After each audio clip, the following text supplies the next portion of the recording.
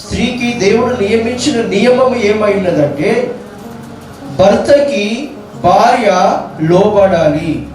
స్త్రీ తత్వము నీవు నీ పురుషునికి లోబడే విధంగా ఉండాలా.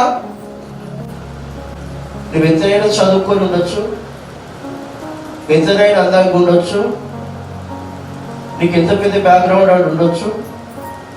చాలామంది ఏం చేస్తారంటే భార్యలు భర్త పైన తిరుగుబాటు చేస్తారు.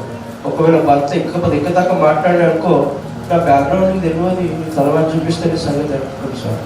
నీకు పెద్ద బ్యాక్గ్రౌండ్ అని ఉండొచ్చు. ఒకవేళ భార్య కంటే భర్త అందంగా అయిందనుకో, నీకంటే నేను అందంగా ఉన్నాను. కొంతమంది ఎట్టి చాకరీ చేపిస్తాడు. నిన్ను పవిత్రంగా ఉంచడానికి సహాయపడతాడు.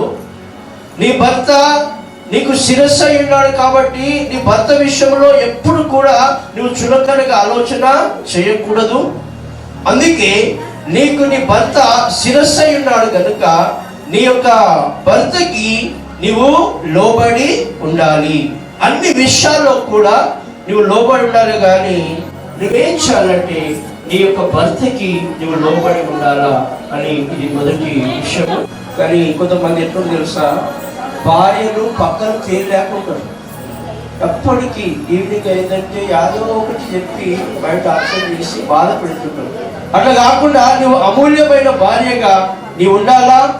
ఆమె పెనిమిటి ఆమె యందు నమ్మిక ఉంచును, అతని లాభ ప్రాప్తికి వెలితి కలగదు. ఆమె బ్రతుకు దినములన్నీ అతనికి మేలు చేయును గాని కీడు చేయదు. అమ్మ, మీరు కూడా మీ భర్తలకి కీడు చేయదు. బైబిల్లోని కీడు చేయవానికి కీడే. నువ్వు ఏ పంట వేస్తావు అదే పంట వస్తుంది. కొంతమంది నీ జీవితంలో నేను చెప్తా ఉన్నాను, నీవు మేలు చేసే విధంగా నీవు ఉండాలా ఉంది. కాబట్టి నువ్వు దేవుని యందు భయభక్తులు కలిగిన జీవితము జీవించాలి. ఎన్ని పాయింట్ చెప్పి స్త్రీలకి? మొదటి పాయింట్ ఏంటిది?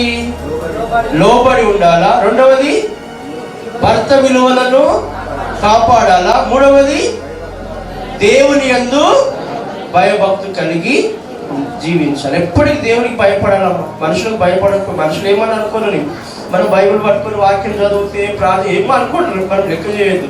దేవునికి మనకు చక్కటి సంబంధము ఉండాలి. ఈ మూడు విషయాలు. భార్యను ప్రేమించాలి. ఏం చేయాలా? భార్యను ఏం చేయాలి? గట్టి చెప్పు. ప్రేమించాలి. ఒక ఆయనకి ఇట్లా వ్యవస్థలకు అడిగిన, నీ భార్యను ప్రేమిస్తున్నావా బాబా అని అడిగిన, కక్క నగిలి ఇప్పుడే నగేమంటాడు. ఇప్పుడే ప్రేమ సార్, పెళ్లికి ముందు ప్రేమ ఉంటుంది అంటున్నాడు.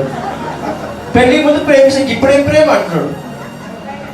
ఇప్పుడు ఏం చేయాలి? పెళ్లి అయినాక ప్రేమించడము గొప్పతనం అండి. పెళ్లి అయిన తర్వాత అన్ని మర్చిపోవడం కాదు. ముసల్తనం వస్తే కూడా ప్రేమించు. నాది అయ్యో, మీ అమ్మనింటికి పోతావు. జ్వరం వచ్చినప్పుడు అమ్మనింటికి పోమంటారు. జ్వరం తక్కువ ఫోన్ చేసి తక్కువ జ్వరం, హలో వచ్చేసాయి. వచ్చినాక మళ్ళీ విడిచిపెట్టాను. మేము పని మనిషి అనుకోండి. నా భార్యకి భార్య అంటే నీ జీవితంలో ఎన్నో మేలు చేసేది భార్య. భార్యను తక్కువ చూడదు. భార్యను నీవు ప్రేమించాలి. ఏం చేయాలా? ప్రేమించాలి భార్యను. రెండవది ఏమంటే నీ భార్యను నీవు గౌరవించాలి. ఏం చేయాలా? ప్రేమించాలా. రెండవది గౌరవించాలి భార్యను. కొంతమంది భార్యను